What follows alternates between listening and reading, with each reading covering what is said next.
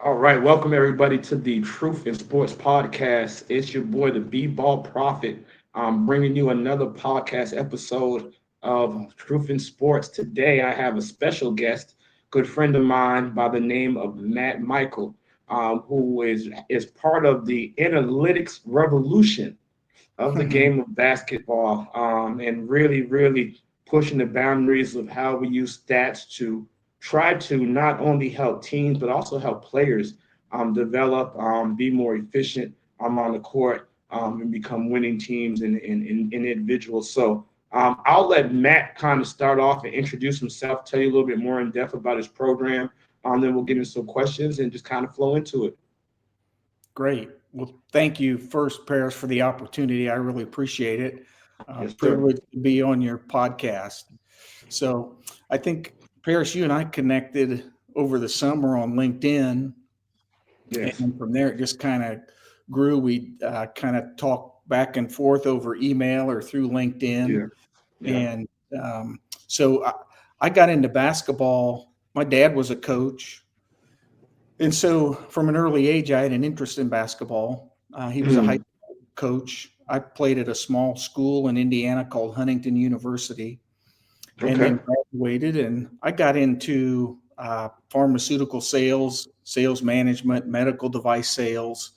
Yeah. And a couple companies that I worked for got bought out. So um, I needed to find something else to do. A college player asked me if I would train him in the off season. So Mm, in after the companies I worked for got bought out, I started doing different odd jobs to earn an income, mm. Yeah. and I kind of fell into the analytics thing. Um, Okay. in through LinkedIn, a coach asked me some questions about if I knew of any analytics platforms. So I Mm, found a couple and started doing some work for them on the side. And that kind okay. of mushroomed into some other opportunities. And I Mm, ended up signing up some leagues to do analytics for teams and leagues. And hmm. that kind of fell into some custom type analytics that Right. Right. not everybody really measures or may look at. And so Right. that's kind Yeah. of how we connected. And that's what brought us here today. Yeah. Yeah. No, I think I love so a lot of people in the game of basketball, right? So there's different schools of thought, right? There's those who really love analytics and see a lot of value in it, and those who think that it's more problematic than helping. Yeah. I'm one who thinks that as much information that we can gather, right, to try to dictate and guide our player development, dictate and guide offense and defense and things like that. It can just better help the player. Obviously, this is information that we hadn't had in the past, and I think I am a pro analytics guy. I think the biggest point of conversation is around the mid range shot, right? But I think even with that being said, I think it goes back to the idea of deep in the playoffs, the great players, have to be able to score in the mid range. And there's no player that's led their team to a championship that wasn't able to do something even in that spot. Steph Curry, obviously known for a lot of threes, but he had a high floater game, floater area percentage in all those Yeah. championship years, right? So that was True. his mid range game. So Yeah. I No, I wanted think you to I bring up wanted to yeah. go ahead. I'm sorry.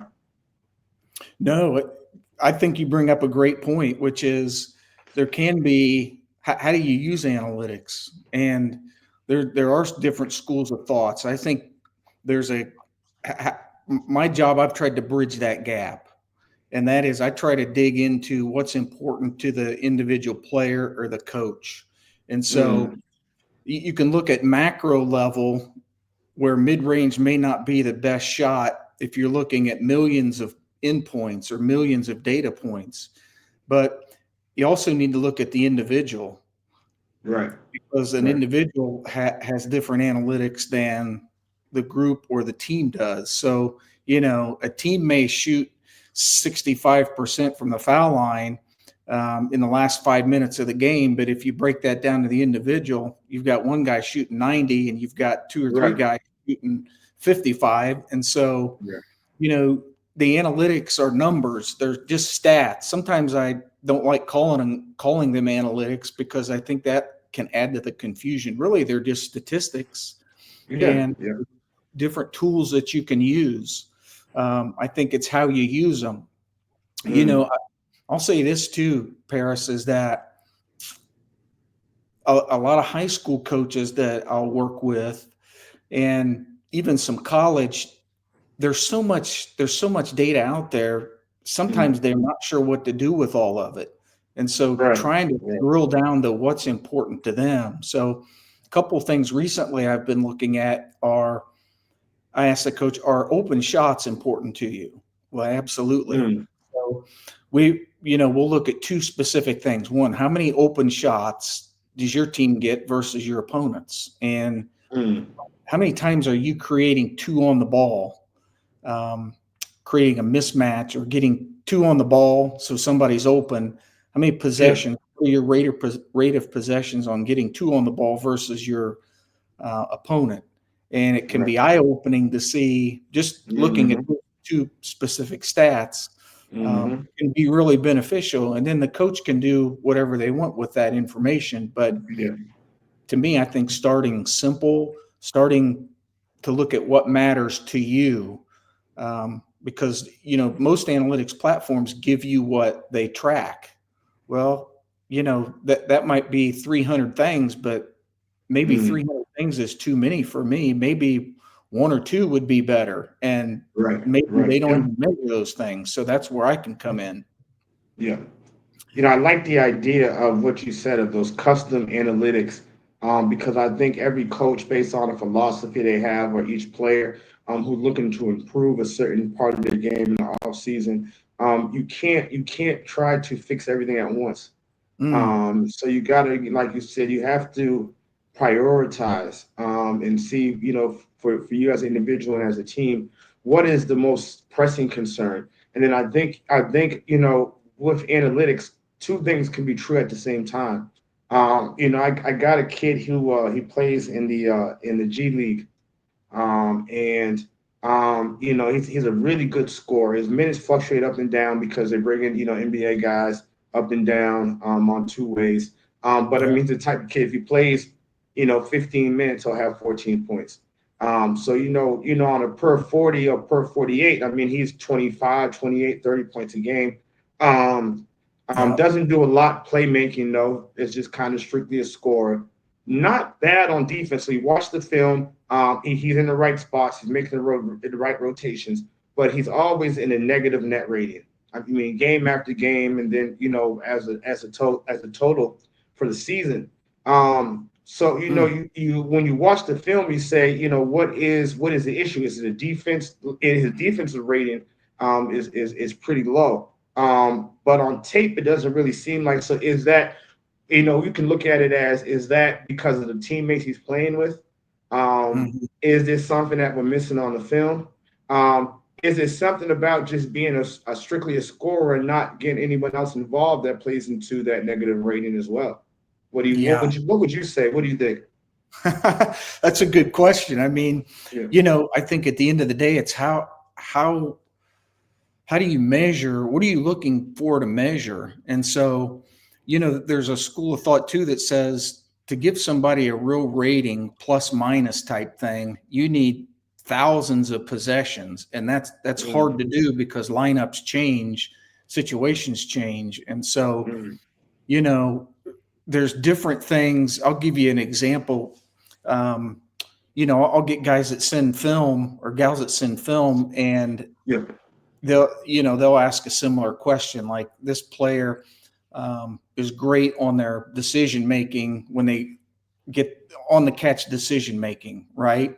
Yeah. And then all right, great, so I'm watching the film and scoring how they play offensively, but defensively, how do I gauge what they're doing? um, Mm, and sometimes the coaches will ask, you know, tell me your thoughts on this situation. A lot of the film mm, I get, Paris, especially from a player development standpoint, are not necessarily 5-on-5. A lot of them are, summer workouts where it might be 3-on-3, 2-on-2, things like Mm, that. So okay. in those situations, I'm looking more for, again, whatever they tell me to look for is what I'll look for. If they ask me different things to look for, I'll look for things like, how do they take away space from an opponent? Right. Uh, Right. how do they, how are they, defending a pick and roll? How are they jamming a screen? Are they, Yeah. what are they doing to take away space? Are, their guy goes to set a on the ball screen? Are they trying to disrupt that angle? So now that player, the offensive player, can't get to where they want to go. Yeah. Do they make that player pick up their dribble? Do they keep them out of the paint? Right. So, Yeah. Yeah. there's so many different things to look for. Sometimes it can be difficult, but if you hone in on something, you can always measure that thing. And Yeah. so, Yeah. if they ask me, Paris, I'll try to get their answer first. What do you want me to look at? And most of the time they'll give me an answer. If they ask me what to look for, I might give them a couple options, and then that's Right. all I look for. I just look Okay. for those specific things. An interesting thing too, Paris, is agents. So I've been working with some agents too. Just Okay. I try to look at things maybe differently because I don't have the lens of I haven't been doing this a really long Yeah. time. So I can kind of offer a fresh perspective. Sometimes that's helpful. Sometimes Mm, it's not because I haven't been trained over the past 20 years as a coach. So, coaching's a tough job. They got a right. million different hats to wear, and there's a lot of things going on. I think one of Yeah. the advantages I might have is I can look at things in a unique manner, in a Right. way that maybe Right. others haven't looked at. So Right. that's something that I could help agents with too, because Mm, they can show where maybe their client is doing some things differently than what other teams are that can okay. relate directly to points per possession or points per Right. shot. Right. So, Right. yeah. Right. No, I think Did I that think answer the question? you made a good point. So when I work with players and you're working with agents, you have to understand sometimes what the agent's player development goals and the player development goals may be different. Sometimes they align. Obviously, the agent's looking at what can we do to position him to get more money, right? Yeah. So we can get more No money, doubt. right? Yeah. And you have to say, all right, I feel like if he improves, his ability to shoot off the dribble and pick and roll situations, we get him up to 35% off, situations off 30%. The guys that are shooting 35% right now at that position, this is what they're getting paid. This is what he's getting paid. The conversation can be more about money, right? When you're talking Yeah. about players, you're talking about increased points. You're talking about more minutes, right? Yeah. Those for the most part are the things that the players want to concern themselves about. Yes. Yeah. They want to get that next contract. Obviously, they want to get paid, but they don't want to be unemployed more than anything. No doubt about it. Yeah. Yeah. Absolutely. No, so I started, because I'm kind of new to this, I just started reaching out to experts like yourself on player development, just talking to a lot of people and, what do they look for when they're trying to develop a player? And, through those ideas and some ideas of my own, then I started tracking some of these things in the off season. Mm. And, a coach would send me film, and one of them, in particular, I was breaking down was on the catch decision making. So Yeah. they wanted to improve this player's on the catch decision making. So I had to get a baseline first. Where are they at now? So Mm. I watched a couple hundred possessions, used some synergy data also, and found out that about 30% of this player's possessions, they made a decision within zero point 0.5 seconds of catching the ball. Mm. Wow. And so this is what the trainer and the player it was a pro player, they thought this was a limiting factor. This was something that was kind of holding them back. And Right. so, Yeah. okay, Yep. so I let the player development coach and the player decide how you want to work on that. I just measured it for them from that point on. So Mm. what do you want your goal to be? You're at 30% now. You've got about 9 weeks to work on this before you go back to training camp. What would you like to see that number? If you're at 30% of your possessions now, and they said, let's try to get 50% of our Right. possessions. And Right. so that was real easy to measure. Um, and so, that was one example of player development. Another one was from a defensive standpoint, what's my rate of letting my on the ball, when I'm defending on the ball, what Yeah. percent of this time am I letting my guy get into the paint? Mm. And, Yeah. it was like too much. So Right. again, Right. we Right. set a Right. goal Right. and we measured the progress of that goal over time. And, you know, you've been doing this a while, Yeah. Paris. You know that sometimes players don't know until they see it. And so Oh, they yeah. watch Yeah. film, and then once you create awareness, then they can start making better decisions Yeah. because they may have not even been aware of it. It's like, why Right. does Tiger Right. Woods have a coach? Right. Because Yeah. Yeah. he can't see Yeah. himself. So Yep. the Yep. film helps a lot. And I think a clear objective on what that player's trying to get better at, and then giving them feedback until they get to that point, kind of helped some players out a little bit. Yeah. Yeah.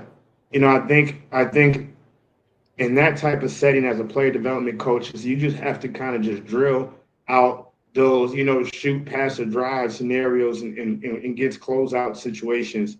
Mm-hmm. And then, obviously you can see the, ultimately, we would want that number to be as close to 100% as possible. Yeah. Because those things are not how many shots you hit, based on just decisions, Right. right? So decisions should be as close to 100%. We can't get 100% of the results, but the decisions should be 100%. And to be Yeah. able to track that, I think is really good. And help the players, like you said, to be more aware. And then as a trainer, I mean, if you're at 30%, I mean, that's all we need to do. We just need to work on that. I mean, because that's such a vital part of the game. I think Mm-hmm. I do. If you look at the NBA, you go and you look at advanced NBA stats, and you look at, the points per possession and spot up situations, which includes, attack and a closeout, and you see, those are some of the highest, points per possessions, out of all the, the play types, and it's funny, for years I've used this model from analytics of point per possessions on play types. So if you Yeah. look at a lot of trainers, right, they spend, especially the ones that work with guard, they spend a lot of time like in either isolation, Yeah. right, or maybe some ball screen stuff, right. But Yep. then when you rate the efficiency of like transition cuts, coming off screen, spot ups, pick and rolls, dribble handoffs, isos, I think one was tip ins in Citra. I think I got them all. And you see that the cuts, the transition, the spot ups are just so much more efficient than isolation, pick and roll. I think For sure. isolation, pick and roll are probably the two least efficient. At least the pick and roll ball handler scoring in isolation. So when you see trainers that spend the most of their time training those things that are the least efficient and negating those things that are most efficient, you're not setting players up for long term success. Yeah. For sure. You know, an interesting thing is, as a player, 95% of the time you don't have the ball in your hands, Right. Yeah. right? And so, okay, how do I work off the ball to create scoring opportunities for my teammates? And, if I can create space, if I can pull a defender away, if I can, if I can manipulate the defense some way to Mm-hmm. create more space for a teammate. Mm-hmm. How do you teach a guy that? And um, I see a lot of different ways to do that. My job Yeah. has been recently how to measure that, and Right. so that's kind of fun because as a player development. Um, Let me take a step back. So, 5 years ago, this college guy asked me to work him out. I'm Okay. 56 years old now, Paris. So I was, 51 years old. This guy Yeah. was playing at a top five JUCO. And I'm Mm. like, holy smokes, can you not find anybody else in the world to work you out? So, um, but I had a good relationship with him, which I think was very important. But Right. I wanted to show him. I wanted him to focus in on what he needed to get better.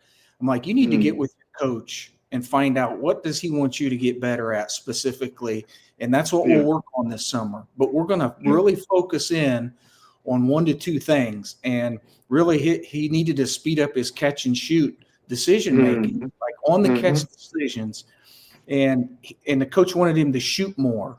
And so, all right, cool. What does that really mean? What does that look like? Right. And so we watched a lot of film, and it came down to, okay, when he was catching the ball, he wasn't catching it in a loaded position or on the Mm. hop, or he didn't have Mm-hmm. momentum on the catch. Mm-hmm. So okay, so we asked the coach, what do you want us to work on? How do you want us to work on that? And he said, I don't really care. He just needs to get quicker at it. So, Paris, we just filmed practices and started using a stopwatch. And then, Yeah. luckily, the analytics platform I used, you could stop it, and so it made timing it easier. So, after every week of workouts, we'd look at how his time was improving on the catch, and Mm. and then finishing. The coach wanted him to get better at finishing. Okay, so what does that mean? Where are you at now? Like, okay, What's the well, baseline? What's the what's the baseline on baseline, that? right? Yeah. So we found out what his baseline was, and then, okay, what percent do you want to get better at? All right, great. So then, I started working with. Um, I had another guy come in. We held broomsticks up and body him and had him make decisions, taking it to the hole so he could Right. improve his finishing. We wanted him to be adaptable. And so Right. I didn't necessarily give him the movement solution. Like I just kind of wanted to see how he was solving that problem on his own, sit back and watch, and then Yeah. maybe make some suggestions from what I'd Yeah. seen other players do, like a wrong foot finish or a goofy foot finish. And Mm-hmm. he Mm-hmm. starts doing that, and he loved that solution. Mm-hmm. I'm like, that might solve the problem sometimes, but I wanted you to be adaptable. I want you to be able to do different solutions for that particular problem. Yeah. And Yeah. the beauty of it was I showed him where he was making progress. He Mm. did all the work. He put the work in. Right. I Right. just Right. did the measurements, so he saw it. And then you've had those moments, Paris, where you work with a player, and then it kind of all comes together. And Mm. they were playing the number one team in the nation in JUCO during the regular season, and he hit 7 threes in the first half. He was catching it in a good spot, and he was able to Mm. release it quicker. And it was fun to be a small part of that, to show him Yeah.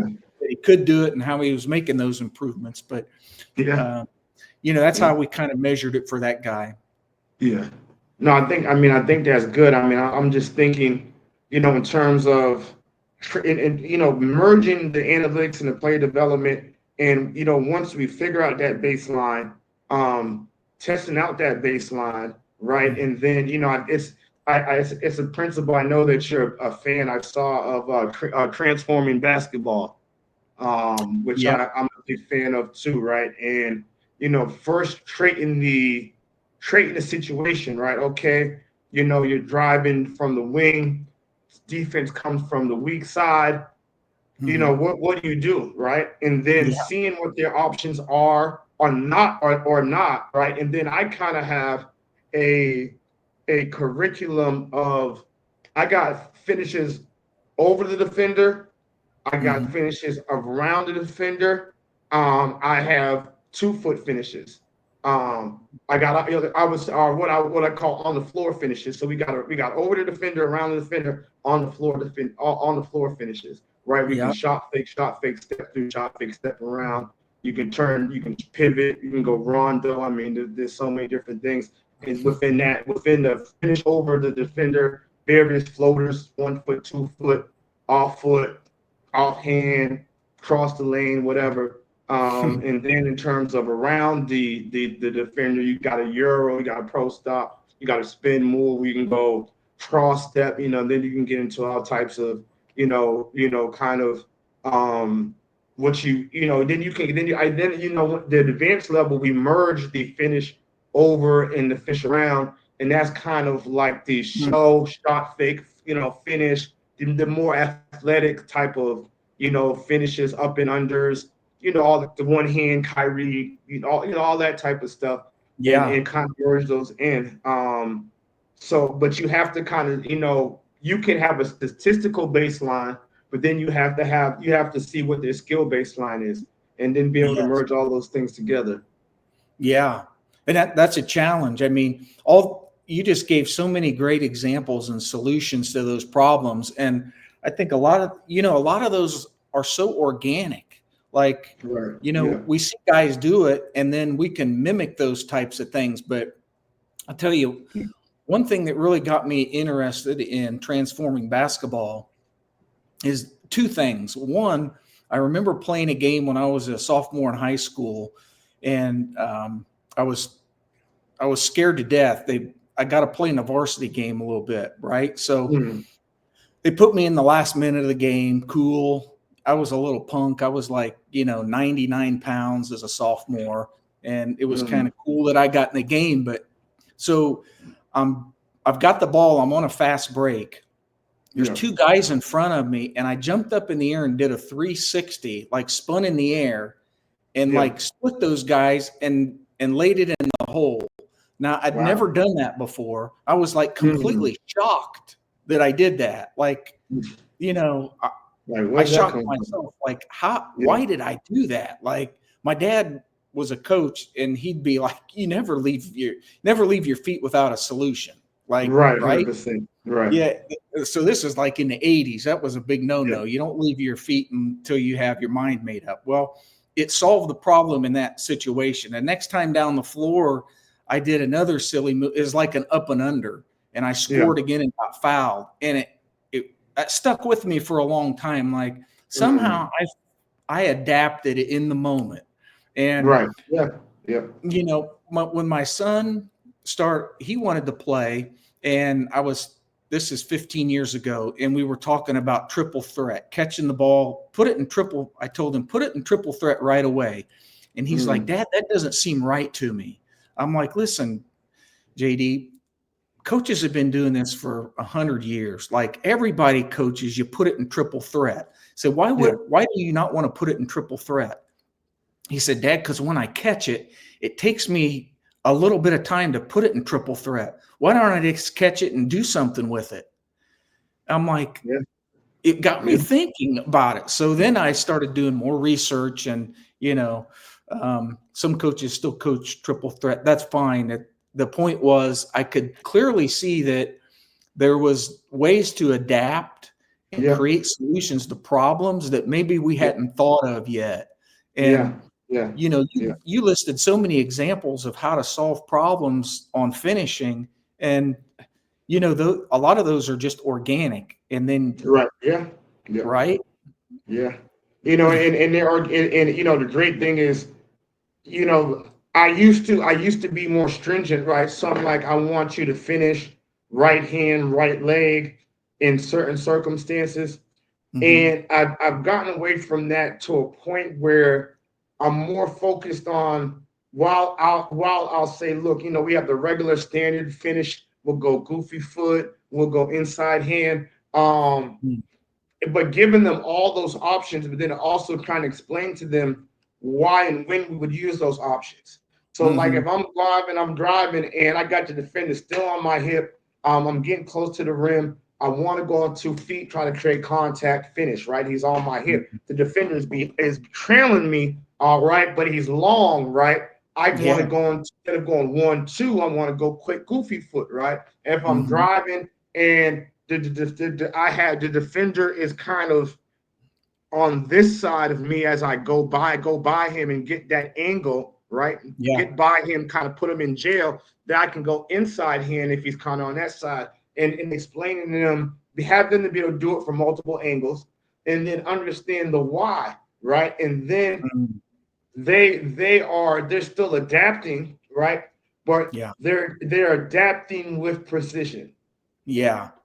You Yep. see that from what I took from transforming basketball is took that adaptation and then took it to the next level where I want to teach players to adapt with precision. So Hmm. we go in, we do the baseline process, then we go in and do the teaching process of these raw skills. Then we teach the situational, and then the final piece is and put them in those live situations and have them execute within you should have 2 to 3 options per scenario, right? Because Hmm. I can go inside hand, but I can go off 1 foot, I can go 2 foot off inside hand. You see Yeah. what I'm saying? Yeah. I Absolutely. I can go goofy foot, I can go goofy foot there, but I can go goofy foot inside hand. I can Hmm. go goofy foot floater. I can go, I can go spin move, you know, uh finish, spin move, shot fake, finish, spin move, shot fake, step through. So now I've started. Now I have 3 or 4 options, because I tell the players that all defenders can only stop. They can maybe stop A. If you get them to B, they can stop B. It's gonna be very difficult to stop C, Hmm. right? Yeah.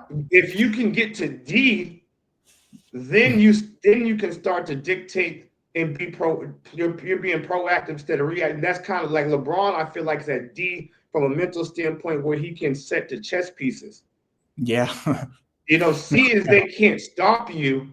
Hmm. D is that it doesn't, like, it goes beyond just raw stopping. It goes beyond to controlling. Like, you can't guard me. That's one level, but me, I can control you is another level. So Yeah. I think as it relates to analytics, I would probably guess that someone like LeBron James probably Hmm. takes a lot has taken a big look at analytics. And I think that once you get to a complete understanding and mastery of the game, those analytics become even more valuable. Yeah. What do you think? Yeah. No, I agree. I think, at the highest levels, the difference between winning and losing is so minimal. Yeah. Um, it's possessions. And I remember working with a college coach, and we broke down some data, and it was like 90% of conference games over the past 20 years were within 3 possessions. Like almost Mm, every game, 3 possessions decided the game. And yeah. so, you know, you it's splitting hairs. I mean, the difference is so thin.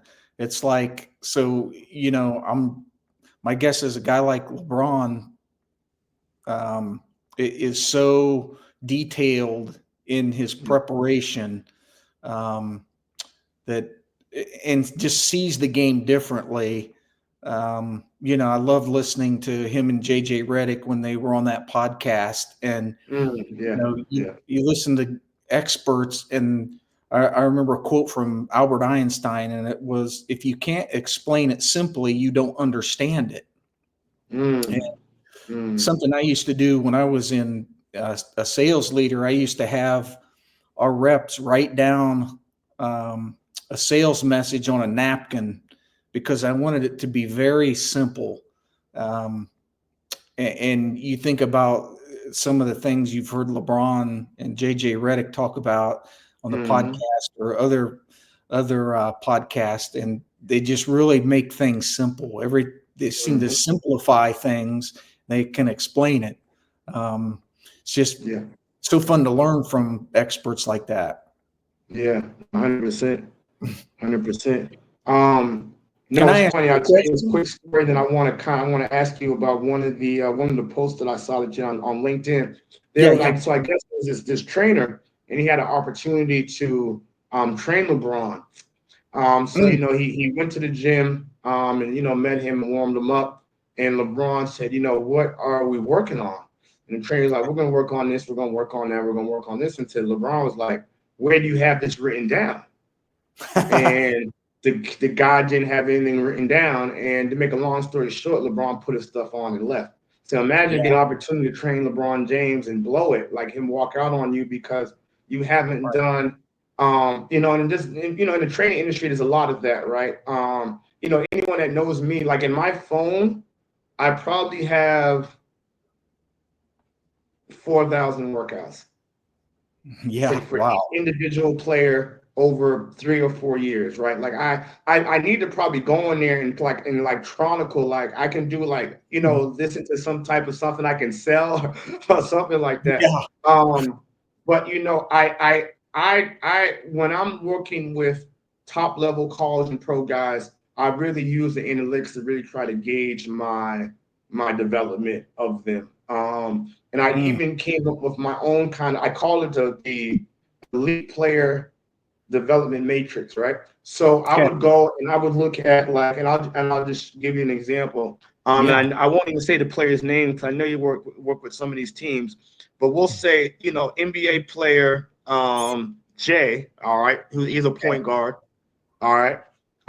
In pick and roll, he gets about nine pick and roll positions per game. That's about 40% of all his possessions. All right. Okay. 1.09 points per possession. Okay. About 54% effective field goal percentage. So I would look Okay. at that and I would say this, and this guy this guy is one of the top pick and roll guys in the NBA. So I would Okay. look at that and let's say I looked at, let's see what would be a good example here. I look at another guy who is at let's okay, here's a good one. I got you look at another guy, we'll call him player Y. Okay. um, he is at 11.3 possessions per game. All right. 45% of his possessions. So that's higher than player one. But Yeah. his points per possession is 0.88, and his effective field goal percentage is 48%. So, Okay. So he's first, handling it more, but he's less yeah, efficient. less efficient. So the player one gets more points per possession, is much more efficient, but it does pick and roll much less than player two, is least efficient. What would Yeah. you read off of that if you were the trainer, or if you were called to work in the player development of trainer two? What would you suggest on that? Just off the I would top. I would want to watch all those possessions to understand why, and then I Okay. would want to get that player's input. What here's what the stats are. Here's what your possessions look like. Why do you think you're at where you're at now? Okay. And some of it could be a self awareness thing. You know, Mm, maybe there's something they're not seeing. I think it's interesting, Paris, is that you only know what you know. And so sometimes yep. you don't see opportunities that might be there just because you don't know how to look for that particular thing. Right. Yep. Now with Yeah. pro players, that's usually not the case. Um, but maybe there's something in there that they're not seeing. Yeah. I would want to watch those possessions and have them watch those possessions and see what they think, why they think they're at where they're at. Yeah. There's probably a theme there on where their strength is on those possessions and where their weakness is. Yeah. You know, Yeah. I like think. you know what I mean? Like, is it a directional thing? Is it a space thing? Is it a contact thing? Is it Mm. you know a fake thing? Is Well, it a let me place give you some more thing? information. I'm going to give Yeah, you some more information. So yeah, player one, all right, who's more efficient, all right, has a better point per possession. He also gets to the free throw line at 17.2% versus player two at 11.1%. hmm So he gets out of those pick and roll situations, he's getting to the line. right? Yeah. So what would you say as it relates to that player's what how that's helping his efficiency? Yeah, for sure. I mean, without knowing all the facts and the other personnel and how they're defending it, regardless of that, the stats are what they are. He's more efficient and he's attacking. Sounds like he's on the attack and he's able to get to the line more often um, than the other player. So he's definitely more efficient Yeah, with his effective field goal percentage and his he's getting to the line more. I yeah, mean, from 17% to 11%, that's considerable. Um, yeah, yeah, you yeah, know, yeah. So yeah, I would want to know. I would want to see what those possessions look like. I would want to watch it with that player, at least some of those possessions, and see what they're seeing. yeah, Maybe yeah, we're seeing the same thing. Maybe we're seeing different things. yeah, Um, and then show them the stats. Here's what the stats are. What are yeah, your thoughts on that? And where do you think, based on all this information, what one thing do you think you could do different, or do you want to develop? Maybe it's a strength too. Like yeah, I'm all for strengthening strengths. If you're good, really good at something, maybe they just need to do that more. Maybe they're not doing that particular thing enough. Okay, well, mhm, you're really efficient at this part of it.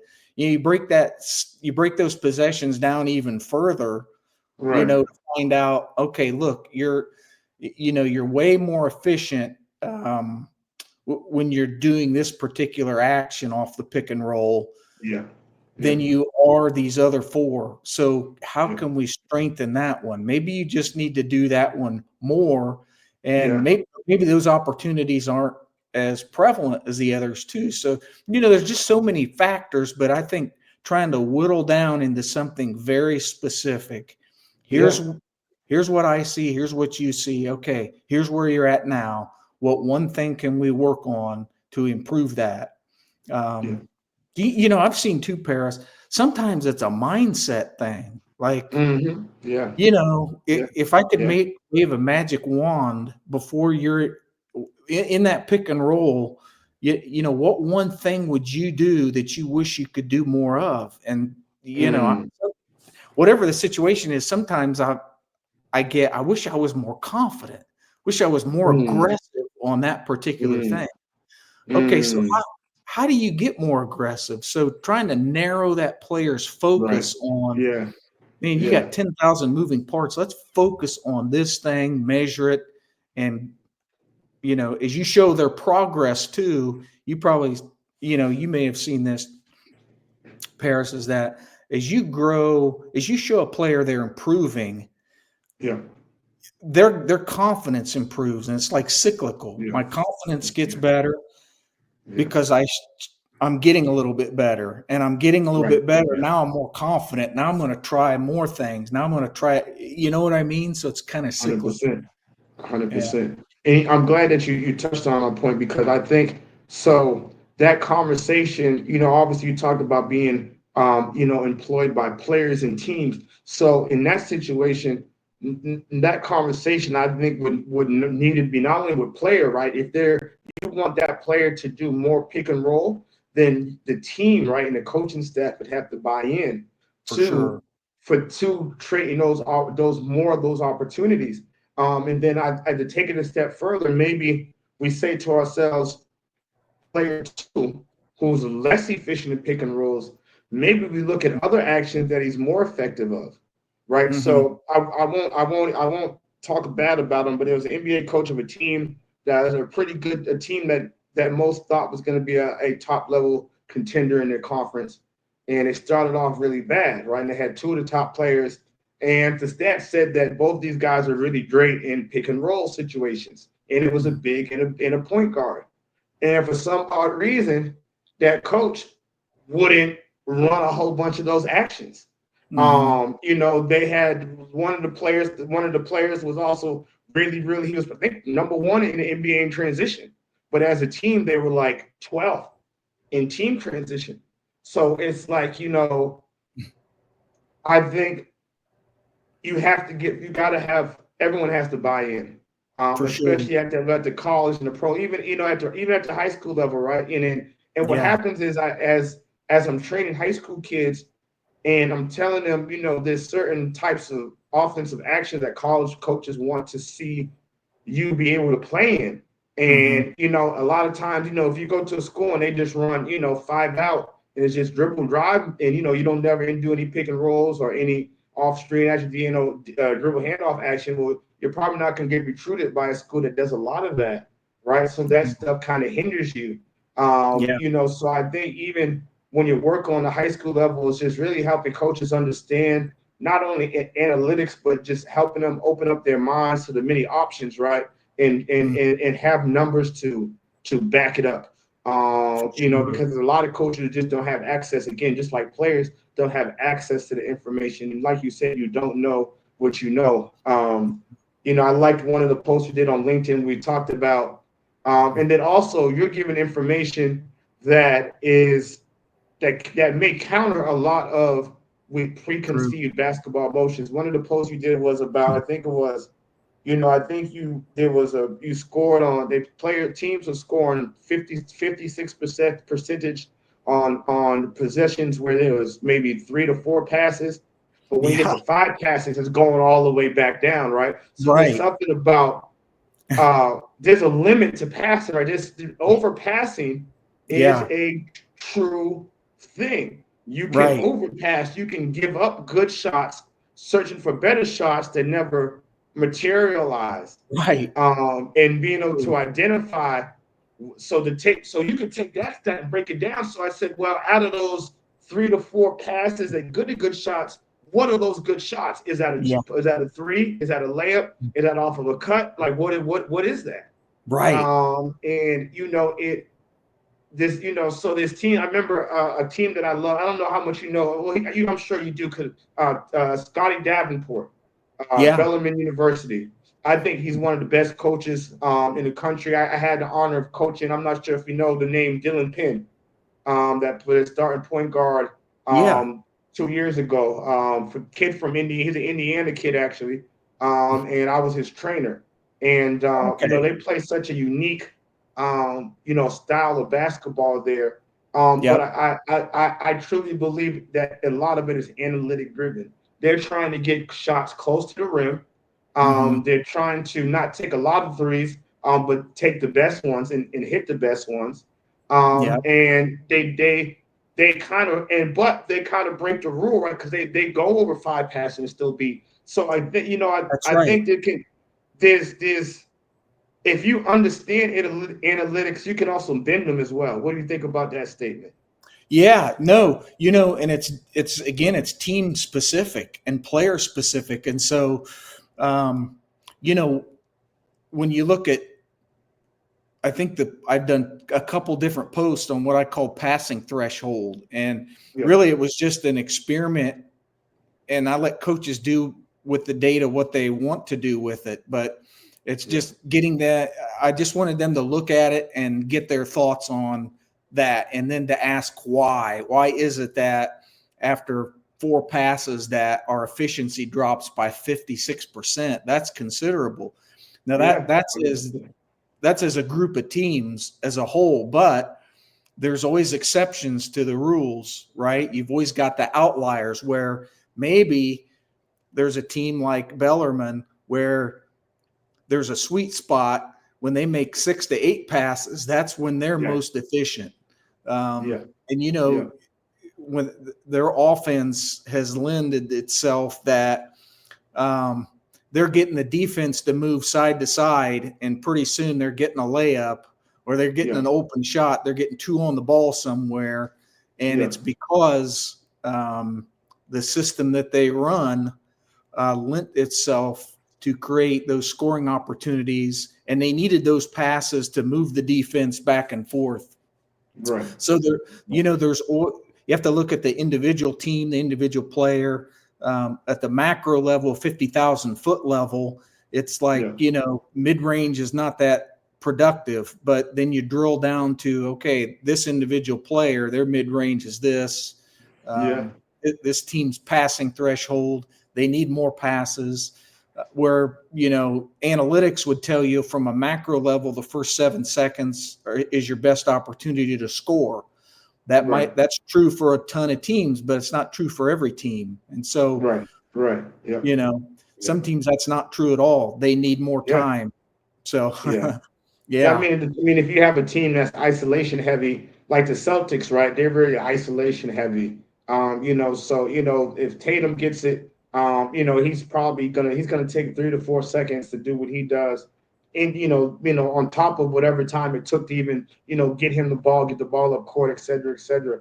I think I think also um, when you have an offense where you are purposeful in why you're making 6 to 8 passes, right? So I think a lot of times teams get into where they're overpassing because of problem because they're overpassing reactively, not proactively. So hmm like if it's building your offense where I'm driving and kicking, and I understand if I get this number of passes, or like you said, all these things, dominoes are falling, right? That's yeah, purposeful. But if right, you're just if it's not purposeful and you're just giving up open shots or not taking the shots that's there, or whatever, right? Or driving when you should shoot or vice versa, that's where yeah, it becomes problematic. But I think just having that information allows you to gauge what the issue is, right? If you don't know what the problem is, you can't right, even begin to work to a solution. right, for And then sure. and then you can actually take a problem and turn that into something that's positive once you find that. Absolutely. Man, yeah, I like man, I wanted to close off, man, and give you the opportunity to kind of tell listeners. I've worked with a lot of pro players, agencies, coaches, trainers, you name it, all over the world. So please let them know how they can reach out to you on social media, any contact information. Yeah, for sure. Yeah, so you can find me on LinkedIn. I do most of my stuff on LinkedIn. I've got to get Yeah. better, Paris, at social media stuff. Like uh, Mm. my kids call me an old head, but I still need to learn that because I think it's important because I'd like to share more, Yeah. share what I can. But you can find me on LinkedIn. I'm Matt Michael. You can drop me an email, Matt at xlr8hoops.com, accelerate-hoops.com. If you have any questions or if I can help out in any way, I love to share, I guess, things that I learn. I know coaches just it's a very hard job. There's a lot of Yeah. pressure. There's just so many different hats you have to wear, Yeah. and time's a constraint for everybody. But I have a special place in my heart for coaches because my dad was one, and so I try to distill some of the information. I try to keep up on player development type stuff, but also Yeah. how does player development fit into a system where the coach is on board with a thing that maybe a guy like you, Paris, is working on Yeah. or working Yeah. with. Yeah. Um, how do we bridge that gap? And so I try to do that through doing a lot of research, staying up to date as much as I can with resources, and then when coaches ask, I can try to help them out or at least point them in the right direction. Yeah, no, for sure, for sure.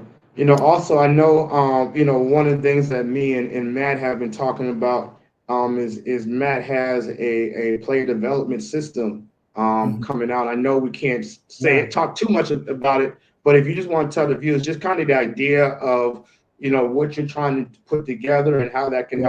help, trainers like myself be better at developing players. Yeah. So, I started getting some requests at the end of last season on how do I know if my players are getting better in the off season from some high school coaches. And that kind of fed into um, talking with some trainers like Drew Dunlop. I don't know if you know Drew Dunlop. I'm a fan of a lot of his work. Yeah, Um, Alex Sarama with Transforming Basketball. yeah, So, yeah, um, you know, how do we know if this player's getting better in the off season? And so yeah, I developed the process and submitted a patent for it. But it's a process of how do you measure and how do you grow a player over a particular amount of time, and it's just a system. Once I get the patent, I can tell you more about it, but I'm Right, developing right. But an yeah, app around that also. yes, So, I've met with a few trainers, um, but Paris, I think you're going to be one of the first users when the app's completed. yes, sir, yes, But, sir. but essentially, what I want to do is I want I want trainers to be able to show the efficacy of their training, Yep, um, to not only players but the coaches also, and yes, so hopefully yes. help you grow your business. Um, 100%. Yeah. because then players and I think AAU is another big thing where parents are Mm, asking, is my player getting better or not? right. 100%. I don't know. 100%. Hopefully this app will help answer that question. And Yeah. so, Yeah. a trainer can show, here's where they're developing, here's how my training's helping that player get better, because here's where Hmm. they started and here's where they're at now. Yeah, yeah. No, I think, that's a great thing. So make sure everybody, you look out for that. I think that's going to be a great tool, right? And it allow you to really separate yourself from other trainers in the area when you really have those analytics, because that's where the game is going, right? And Mhm. it's becoming a numbers game. And how can, like you said, how can we be the most efficient as trainers in helping develop our players? So, man, I want to thank you so much, Matt. I'm a big fan of what you're doing, so I'm glad that we were able to get here and get on here and talk a little bit more and learn more about your concept. I love to have these, I guess you can say, deeper basketball conversations, right? Where we're really kind of getting into the nitty gritty and really kind of understanding, the game at a higher level and trying to help coaches and players and other folks do the same thing, man. So, thanks everyone for watching today. We'll have this uploaded by tomorrow afternoon on Instagram and on YouTube as well as LinkedIn. Again, if any players, coaches, teams looking for a top level analytics guy, I highly, highly recommend Matt Michael. So please make sure you reach out to him. I'm sure we'll be connected. And I thank everyone for watching. I'll see everyone on the next Truth in Sports podcast. Peace Thank out. you, Paris. Appreciate the opportunity. Thank you very much. Yes, Pleasure. sir. Thank you. Mhm. See ya.